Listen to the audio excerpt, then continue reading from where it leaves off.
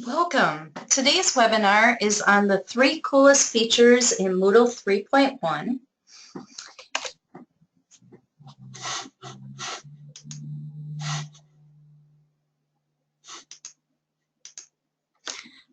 And this is being provided by eClass for Learning, and we are a full-service Moodle solutions provider. We provide hosting, theme customization services, Moodle development customizations and report building, training, onboarding, and support.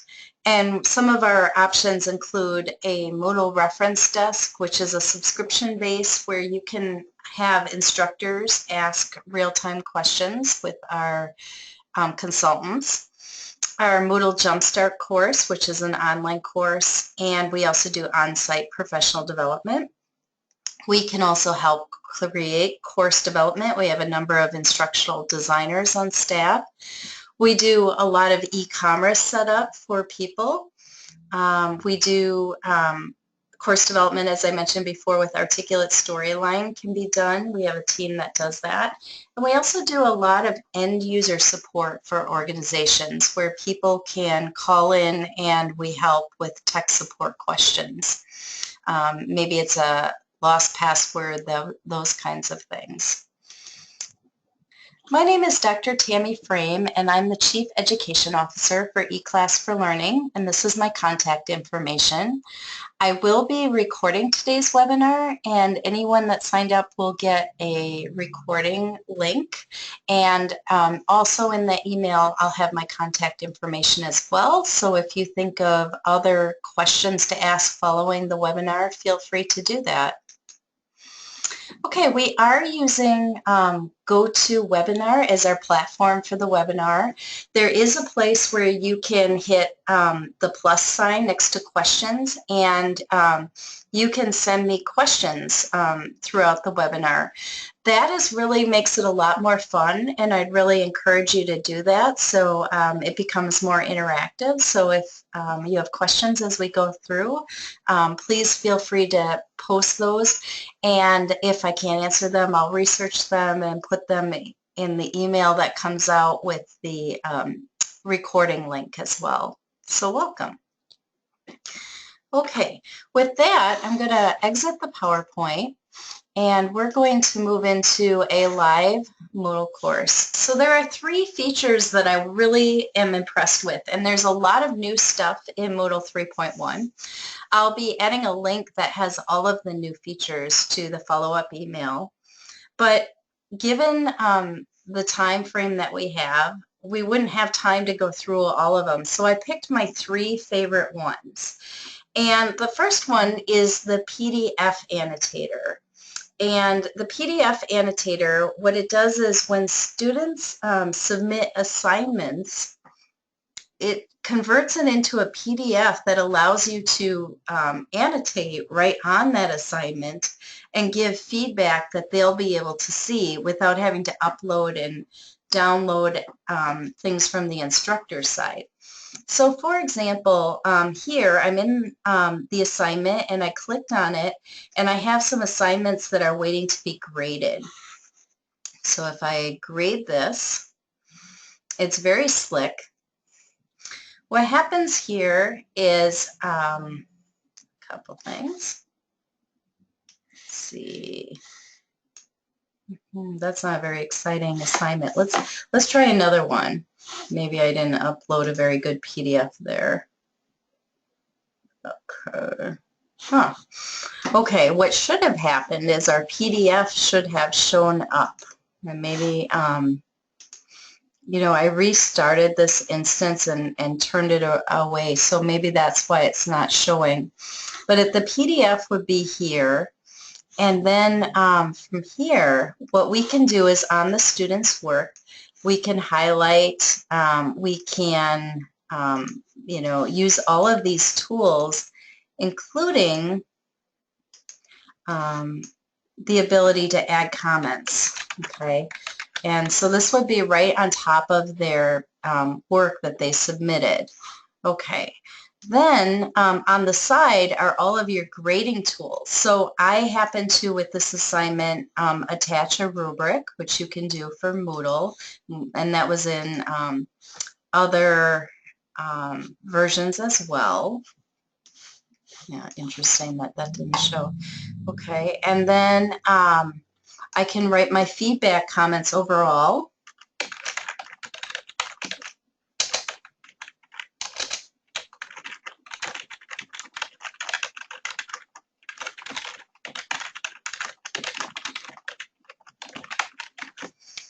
Okay, as well. And okay, and then I can save my changes and notify the students. Okay, I just want to check one more thing. Like I said, this was an instance that we were using for demos that we closed down, and then I just reopened today for the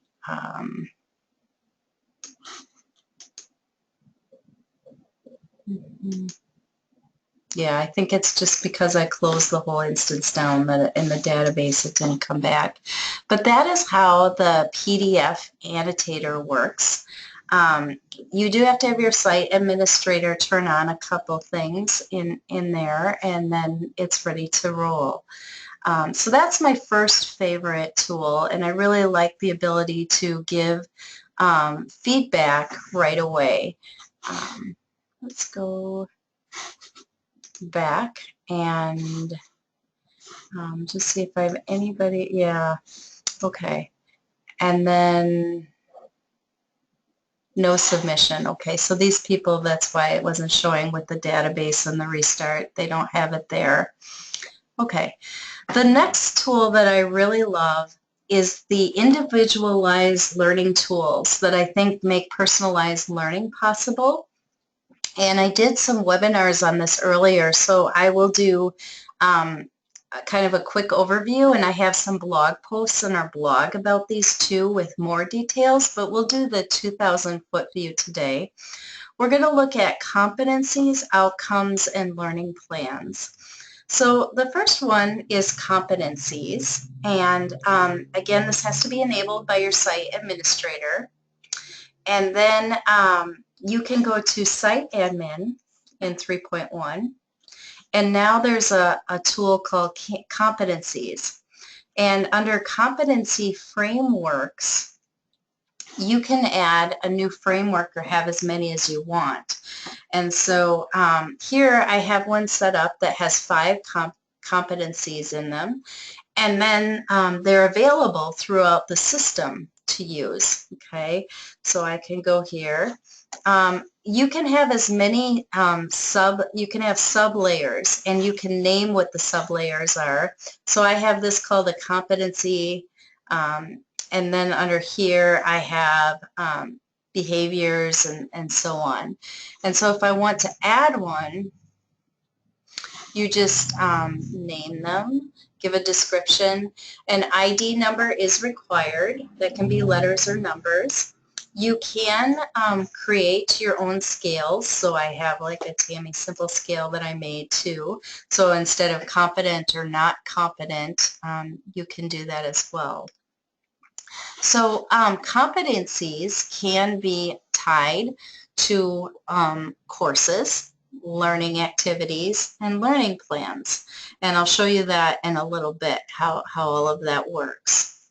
Okay, so then the next thing that I will show are outcomes. Okay, now outcomes aren't necessarily a 3.1 tool. Those have been in there a while, but it's another personalized learning tool that I think can work in tandem with this. And to get to outcomes, you have to be in a course, and they happen at the course level, and they are attached to the grade book, which is kind of neat. And so in Course Admin, you can set outcomes for your course, and I have some here. I can edit or add outcomes and add a new outcome.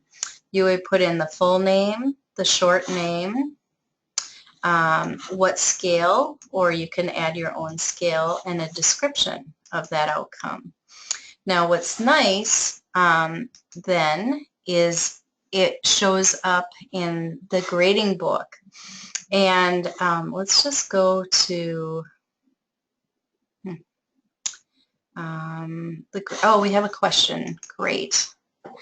Can competencies appear in the grade book? No, they can't. Competencies we can see in different reports, but they do not appear in the grade book. So that's the difference between outcomes and competencies.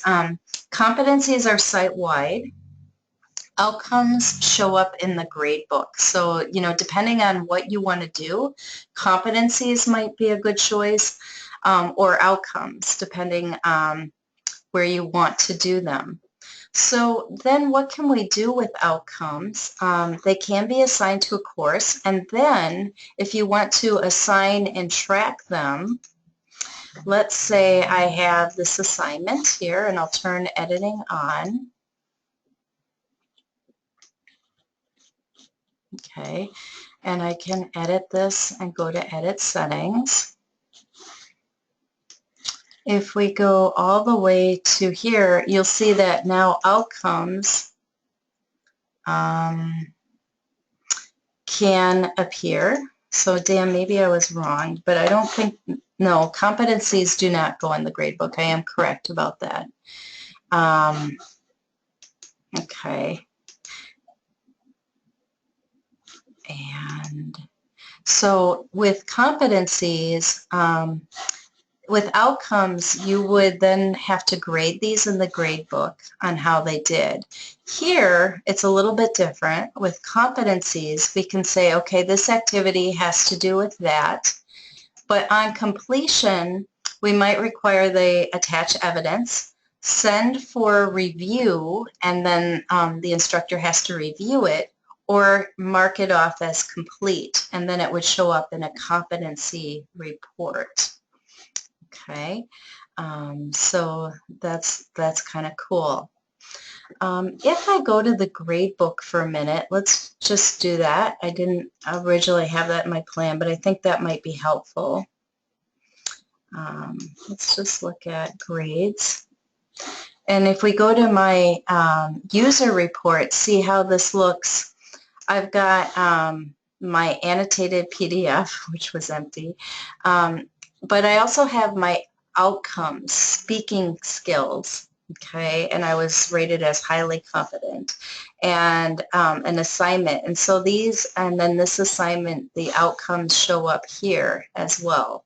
So that's kind of neat how that shows up on the individual user report in the grade book too. Okay. The last personalized learning tool that I really like is the learning plans. Okay, and there are several ways to get at those. I'm going to show you how to set up the personalized learning plan.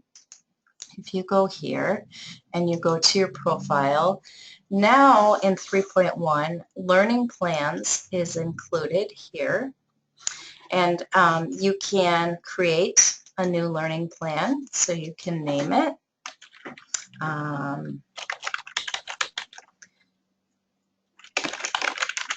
And you can have a description. You can have when that plan is due. So let's say March, and save changes. Now we can add competencies, and that's why we want those added on the site. And then you can pick which ones you want to add. Okay, and then it will track, and if I wanted to, let's say I could request a review of that competency as well. And so that is attached to my profile. Okay, and I think that's a really powerful tool for personalized learning. Okay, any questions about the individualized learning tools? I will also send you some links to some blog posts where I go more in detail about all the settings for all three of those, but that kind of gives you a 2,000-foot view of what's available for personalized learning tools that are new. Okay. My third tool that I really am excited about is the LTI tool.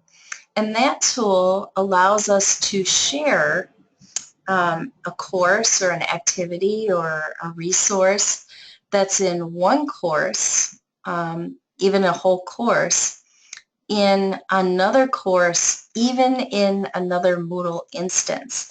And students in that other course can see it within the course that they are in without having to log in or leave their existing course. So that really opens up sharing across organizations, and I will show you how that's done. So let's just go to my home and my courses, and we'll go here. And what's a little bit interesting about it is because it kind of has to do with enrollment, right? Students are sort of linked, enrolled. It's under users, which you might not guess. And so you have to be in your course, and the first thing that you want to do is you want to go under users, and then you want to go to enrollment methods. Okay, and what happens here is this Mud and Pearls is an LTI. When you want to add an LTI, you go to now in Moodle 3.1, it says publish as an LTI tool. Okay, so then we have to have a name for this. And under here, it picks up everything in this course that we could possibly make an LTI tool of. So I'm going to go to the sample peer review workshop.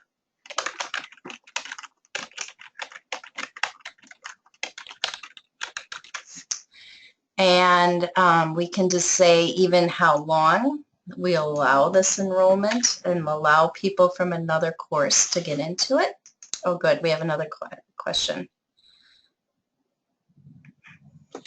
Can I make Moodle appear in a Google Classroom via LTI? Excellent question. I'm not exactly sure. I don't know if Google Classroom allows LTI. If it does, yes, because this is going to generate a link and a secret code, and those are the two things that you need to do to link. So if Google Classroom has that capability, yes, we could look at that. Let's just Google it once. Google Classroom LTI. Is Google Classroom LTI compliant?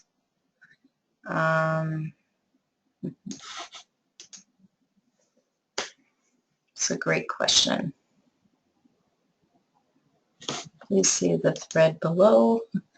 Okay.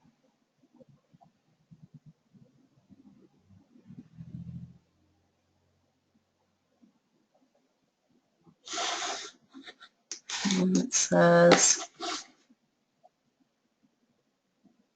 so it sounds like not yet, but that they're thinking that way. So based on that thread, and very briefly I read it, it doesn't look like Google Classroom is at this point LTI compliant, but that there might be development plans down the road, and then it would work.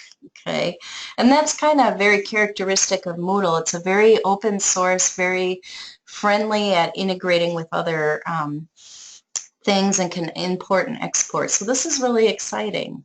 So you could have a start date and an end date if you wanted to. You know, for controlling when these things will be available. You could say maximum enrollment, but the important part is the secret code. And there are two places that you can get it. You could copy it here, but that isn't actually where I copy it. Do you want the grades to synchronize? And so if they got a grade on it, it would show up in your grade book in your course if you were copying this.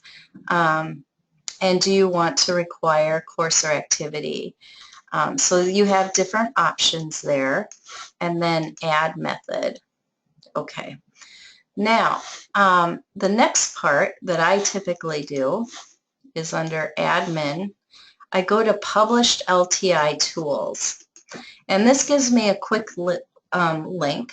There are two things we're going to need. We're going to need this URL and the secret code. And I actually copied both of those on a Google Doc because I'm using the same instance. Now I can go to the course that I want to add this to. And again, this could be in a whole nother instance if I wanted to. So we'll put it in, we'll put it in Jumpstart to Moodle. And we'll put it in course navigation. Okay, and oh, I'm not used to the snap theme. Here it is. Okay, it looks a little different. And then down here, I already practiced adding it. So this is what it will look like. It's actually opening a discussion board that I set up from another class. It's got the snap theme has an image to it. So let's just edit how this looks. You've got your activity name, and then show more. I left the URL blank.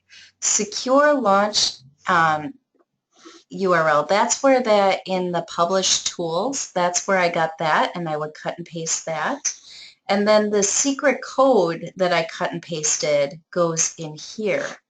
Now, if I wanted an image for the snap theme, I believe this is a snap theme, which I did, I can put my image URL in here, and then it'll have an image that goes with it. And I could add a description on the course page.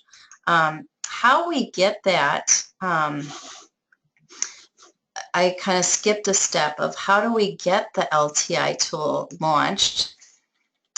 And that already was in here. So you go to add a resource or activity, and then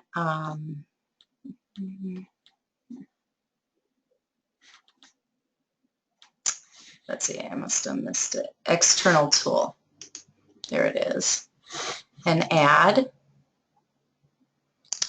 And then from here, this is where I got that same thing that we just put in. So you would name it. This is the secure launch. This one is optional, so you can leave it blank. Anything with an asterisk in Moodle you have to do. And then I put in the secret consumer key. You also, or the shared secret, the consumer key, you can make up anything you want, okay? So that's up to you, and that isn't being cut and pasted from anywhere that you just put in. So I got a comment here from Dan. In thinking about it further, it might work to have a link to an activity appear in a Google Doc that's in Google Classroom that has single sign-on with Moodle.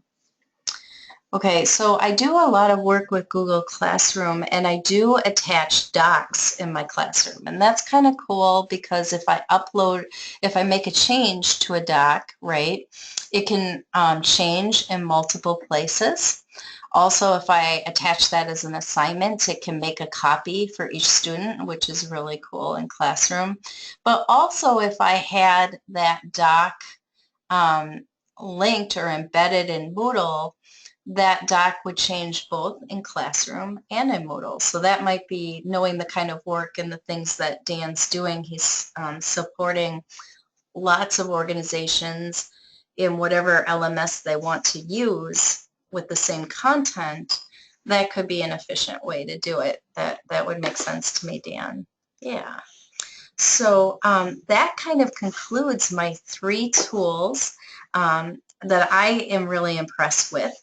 And I would say the PDF Annotator is really cool. The Competencies, learning plans, and outcomes really is a game changer in education for personalized learning.